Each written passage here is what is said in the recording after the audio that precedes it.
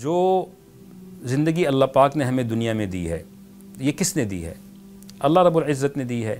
ہم اپنی مرضی سے دنیا میں آئے، اپنی مرضی سے دنیا سے جائیں گے، تو جب نہ اپنی مرضی سے آئے نہ اپنی مرضی سے دنیا سے جائیں گے تو درمیان کی زندگی ہم اپنی مرضی سے کیسے گزار سکتے ہیں؟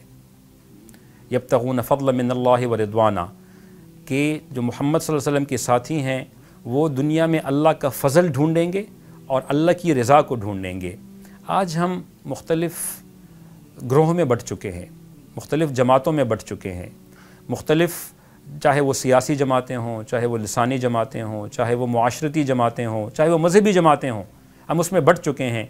تو ہم سوچیں کہ ہمارا جو مقصد ہے وہ اپنے جماعت کے بڑے کی رضا کو حاصل کرنا ہے یا اللہ کی رضا کو حاصل کرنا ہے؟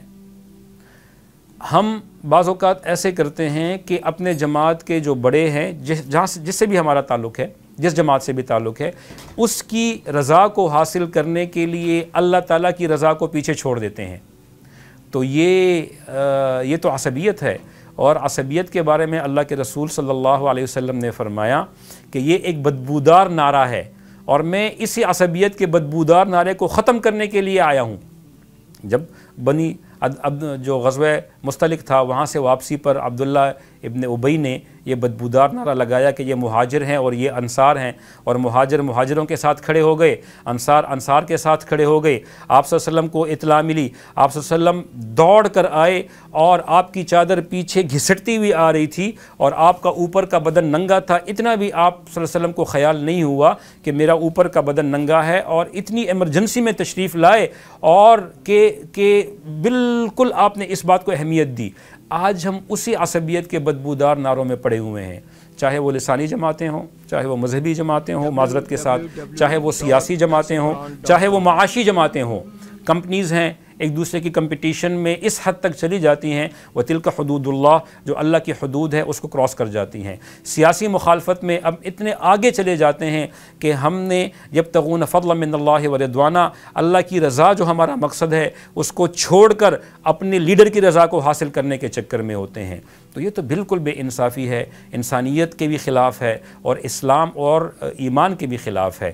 اللہ کی رضا کو حاصل کرنا ہے اور اپنے لیڈر کی جو صحیح بات ہے اس کو لیں، اور جو مخالف کی صحیح بات ہے اس کو اپریشیٹ کریں۔ اپنے لیڈر کی غلط بات کو میں کیوں لوں، اس کا ذمہ اپنے کندھوں پر کیوں لوں؟ کیونکہ میں نے تو اپنے اعمال کا حساب دینا ہے نا۔ قیامت کے دن جب مجھ سے حساب ہوگا تو میرا اعمال نامہ میرے سامنے آئے گا، تو میں یہ ایکسکیوز تو نہیں کر سکتا کہ انہوں نے یہ کہا تھا تو میں نے اس کو فالو کیا۔ تو خدارا ہماری قوم اس وقت بڑھ چکی ہے۔ امت محمدیہ صلی اللہ علیہ وسلم کے جسم کے ٹکڑے ٹکڑے ہو چکے ہیں، ہر حصے سے خون رس رہا ہے۔ امت کا کانسیپٹ تو ایک بڑا کانسیپٹ ہے، اگر ہم اس کو ٹکڑوں میں لے کر آئیں اور جو سب ٹاسکنگ کریں، ہم اپنے ملک سے اس کی ابتدا اگر کریں تو ہمارا ملک کتنی سیاسی جماعتوں کی وجہ سے آپ دیکھیں ایک دنگل لگا ہوتا ہے۔ آپ نے لہجے دیکھے ہیں کیسے ہمارے لہجے ہوتے ہیں، گھر میں ایک بھائی دوسرے بھائی کو برداشت نہیں کر رہا، بہن بھائی کو برداشت نہیں کر رہی، ایک سیاسی جماعت کا موافق ہے دوسرا اس کے مخالف ہے، ایک دنگل گھروں میں لگا ہوا ہے، محلوں میں لگا ہوا ہے، شہروں میں لگا ہوا ہے، جلسوں کی صورت میں، دھرنوں کی صورت میں۔ ہم کس رخ پر جا رہے ہیں؟ یہ تعلیمات تو ہماری مذہب کی نہیں ہے، یہ تعلیمات تو رحمت للعالمین صلی اللہ علیہ وسلم کی نہیں ہے، جو کہ جانوروں پر بھی رحیم تھے، جو کہ کافروں غیر مسلم پر بھی رحیم تھے، اور ہم مسلمان جو رحماء بینہم کا کانسیپٹ ہے، آپس میں ہمیں رحیم ہونا چاہیے۔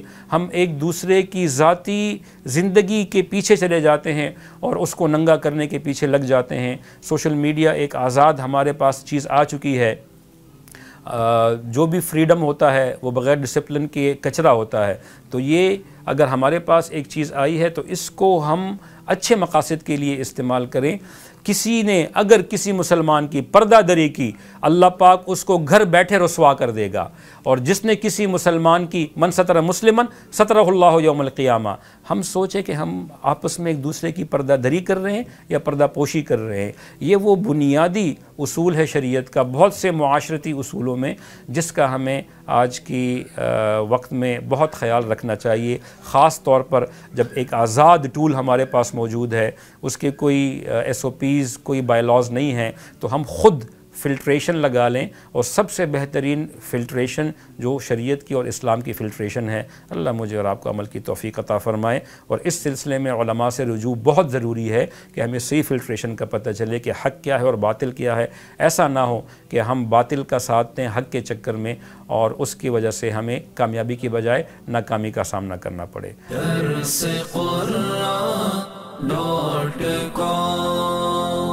www.darsequran.com